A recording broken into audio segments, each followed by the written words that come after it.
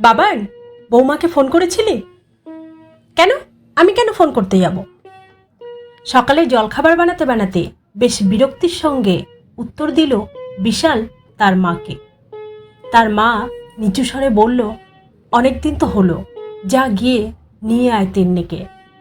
খাবারগুলো টেবিলে রাখতে রাখতে বিশাল বলল, কেন, তোমার কি কোনো কিছুতে অসুবিধা হচ্ছে? তোমার বৌমা যা যা করতো সবই তো আমি করে দিচ্ছি।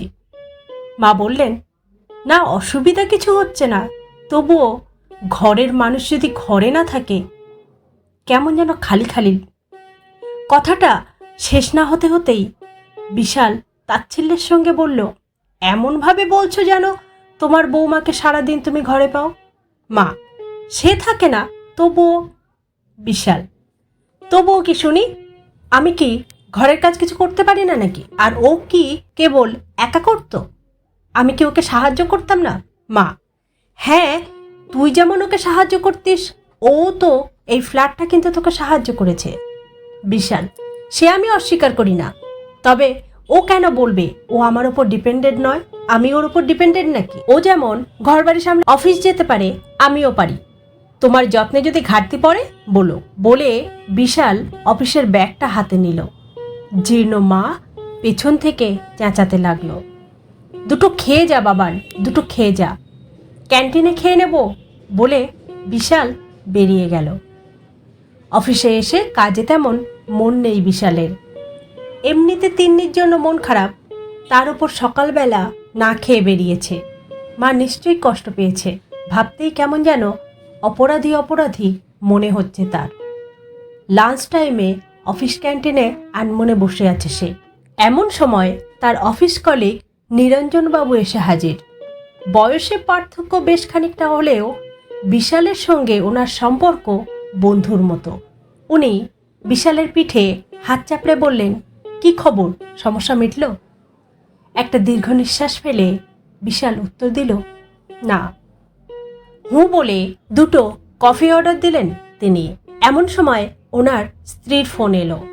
ওপার থেকে কি কথা হলো শুনতে পেল না বিশাল, তবে এপারের কথা শুনে মনে হলো বেশ ক্ষেপে গেছেন নিরঞ্জনবাবু।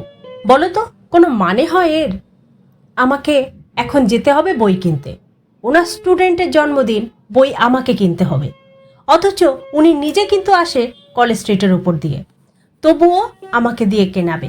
এতটা পথ উল্টো যেতে হবে। বললাম, কি বললো জানো? বলল এটাকে বলে পরনির্ভরশীলতা। কলেজের প্রফেসর তো আমাকে পড়িয়ে পড়িয়ে ছাড়লো একেবারে। সকালে বেরোবেন উনি, চারিদিকে কাজ ছড়িয়ে ছিটিয়ে আছে, দৌড়ে দৌড়ে করছে। গেলাম সাহায্য করতে। কি বললো জানো? বলল, কিছু করতে হবে না, যাও গিয়ে চা খাও, আমি বানিয়ে দিচ্ছি। আমার উপর একটু নির্ভরশীল হও, বুঝলে? কোনো মানে হয়? বিশাল হাসি চেপে রাখতে না পেরে হো হো করে হেসে ফেলায় নিরঞ্জনবাবু মুখ গোমড়া করে চলে গেলেন। রাতে ঘুম আসছে না বিশালের। ব্যালকনিতে গিয়ে দাঁড়ালো। আকাশে এক ফালি চাঁদ আর বেশ কয়েকটা তারা মিটমিট করে জ্বলছে। হঠাৎই মনে পড়ে গেল নিরঞ্জনবাবুর কথা। ওনার গোবেচারা মুখখানা দেখতে বেশ লাগছিল। ভাবতেই ঠোঁটের কোণায় হাসি ফুটে এলো তার। পর মুহূর্তেই মনে পড়ল প্রফেসর বৌদির কথাখানা, পরনির্ভরশীলতা। সত্যি, বৌদি কিন্তু কথাটা মন্দ বলেননি। আমরা স্বনির্ভর হতে হতে এতটাই এগিয়ে গিয়েছি যে পরনির্ভরশীল হতেই ভুলে গেছি। আর তার ফলাফল বিচ্ছেদ। জন্ম নিচ্ছে ইগোর, সহ্য ক্ষমতা ক্রমশ লুপ্তের পথে। কিসে কম আমি? আমি সব পারি। কথাগুলো মাথা চাড়া দিচ্ছে। অবশেষে পকেট থেকে ফোনটা বার করে ফোন করলো তিন্নিকে। তিন্নি, কি হয়েছে, ফোন করলে কেন? বিশাল, কেন ফোন করতে পারি না? তিন্নি, ভনিতা না করে কি বলবে বলো, আমার ঘুম পাচ্ছে। বিশাল, কাল আমার চেক আপ আছে। তিন্নি, তো আমি কি করব? বিশাল, প্রেসক্রিপশনটা খুঁজে পাচ্ছি না। তিন্নি, সেটা তো তুমি রেখেছিলে। বিশাল, রেখেছিলাম, কিন্তু এখন খুঁজে পাচ্ছি না।